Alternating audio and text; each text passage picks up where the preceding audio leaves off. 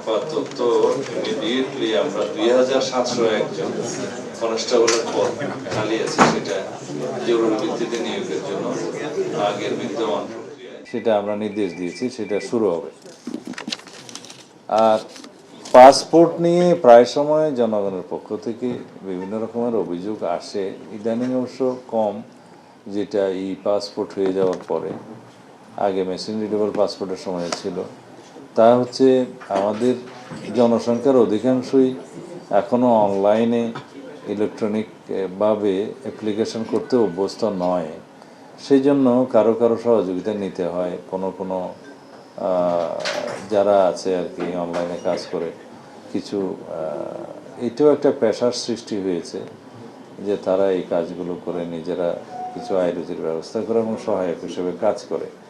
কিন্তু তাদের মাধ্যমে এমনকি পাসপোর্ট অফিসের কিছু লোকজন তাদের যোগসাজশে জনগণের মধ্যে একটু ভোগান্তির সৃষ্টি হয়, সেটা এখনও আছে, অভিযোগ পাওয়া যায়। সেটা নিরসন করার জন্য আমরা আজকে আলোচনা করে একটা পন্থা বের করেছি। সেটা পরীক্ষামূলকভাবে আমরা দেখতে পারি আগে ঢাকা এবং বিভিন্ন বিভাগীয় শহরের পাসপোর্ট অফিসগুলোতে সেটা আমরা পরীক্ষা করে আমরা যদি সেটা চালু করি তাহলে ভবিষ্যতে সেটা সারা দেশে আমরা করতে পারবো। সেটা হচ্ছে আমরা অনেক সময় যেমন দেখি যে রেজিস্ট্রি অফিসের বাইরে যেমন দলিল লেখক থাকে, তাদের রেজিস্ট্রেশন থাকে, নাম্বার থাকে, কোথাও কোনো নিয়ম হলে তাদেরকে অ্যাকাউন্টেবল করা যায়, ধরা যায় এবং বিভিন্নভাবে তাদেরকে লায়াবল করা যায়।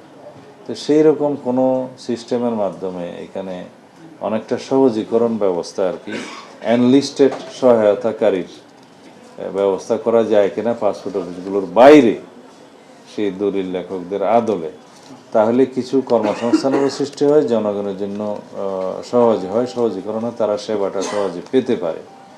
সেই হিসাবে হয়তো তারা একটা নির্ধারিত কাজের জন্য সার্ভিস চার্জ নিতে পারে, সেটাও ঠিক করে দেওয়া হবে। এটা আমরা পরীক্ষা করে দেখছি যাতে করে পাসপোর্ট অফিসে মানুষের ভোগান্তিটা না হয়। সেটা বেসরকারি এখন যেভাবে করছে এগুলো বিচ্ছিন্নভাবে করছে এবং তাদের মাধ্যমে হয়তো সঠিক সেবাটা আসছে না।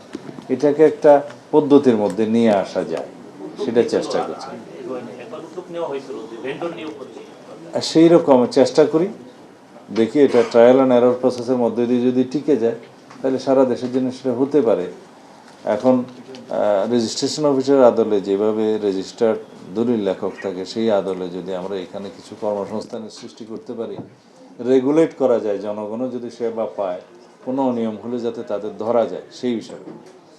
RFL gas stove hassle free auto ignition নিশ্চিত করে ঝামেলাহীন রান্না। আরএফএল গ্যাস স্টোভ নিরাপদ ও ঝামেলাহীন। আর আমাদের একটা মেসেজ সব পর্যায়ে, আমি প্রথম দিনেই বলেছি জয়েন করার, চেইন অফ কমান্ড পুলিশ বাহিনীতে অবশ্যই বজায় রাখতে হবে। এবং নির্বাচনের আগে যে সিদ্ধান্তটা আজকে দিয়েছি, লটারির মাধ্যমে ওই ওসি এবং এসপি নিয়োগ হয়েছে বিভিন্ন জায়গায়। তো সেই জায়গাতে অনেক জায়গায় অনেক ক্ষেত্রে এমন হয়েছে যে যেখানে যার নিয়োগ হওয়ার কথা না বা হলে সার্ভিসটা দিতে পারবে না, এগুলো অনেক সময় যাচাই বাছাই করে নিয়োগটা দিতে হয় তার সার্ভিস রেকর্ড দেখে, এফিসিয়েন্সি দেখে, বড় ডিস্ট্রিক্ট ছোট ডিস্ট্রিক্ট এরকম বিবেচনায় নিয়ে, বা যে এক ডিস্ট্রিক্ট করেছে তাকে ওল্ড ডিস্ট্রিক্টে দেওয়া যায়, এই সমস্ত কিছু বিবেচনা আছে, ক্রাইটেরিয়া আছে। তো সেই বিবেচনায় সেটা হয়নি। লটারির মাধ্যমে যে যাকে যেখানে পেয়েছে সেই লটারিটাও ট্রান্সপারেন্ট ছিল বলে আমরা মনে করি না। সেটা হয়েছে, কিন্তু সরকারি নিয়োগ সেভাবে হয় না।